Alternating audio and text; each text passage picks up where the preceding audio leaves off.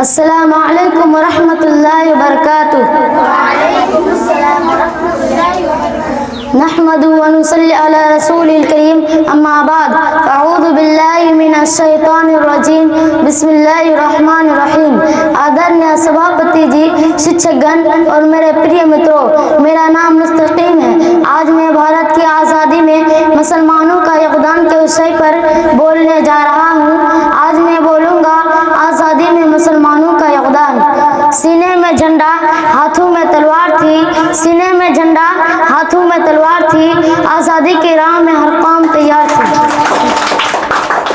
जो कुर्बा वे वतन पे उन्हें सलाम करते हैं, जो कुर्बा वे वतन पे उन्हें सलाम करते हैं, या आज़ादी उनके खून का इनाम कहते हैं।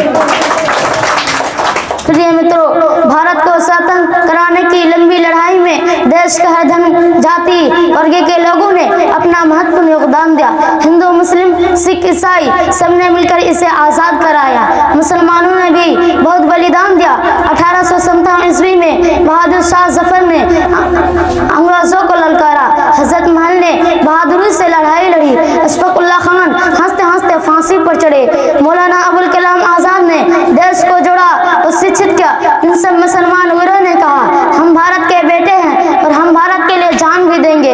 ये सब भारत देश के सच्चे बेटे थे। उन्होंने हमें आज़ादी दिलाई ताकि हम स्कूल जा सके, खेल सके और आज़ादी से जी सके। हमें भी देश से प्यार करना है, हमें भी देश से प्यार करना है, आपस में भाईचारे से रहना है। जो मिले हमें कुर्बानी से, जो मिले हमें कुर्बानी से, उसे ना खोना नादानी से।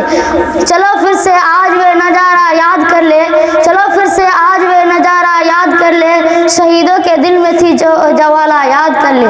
आज़ादी की कीमत को यूं ही ना भूल जाना, आज़ादी की कीमत को यूं ही ना भूल जाना, शहीदों के लहू से चमन महकता है। जय हिंद, जय भारत। अस्सलामु अलैकुम वरहमतुल्लाहि वबरकातुह।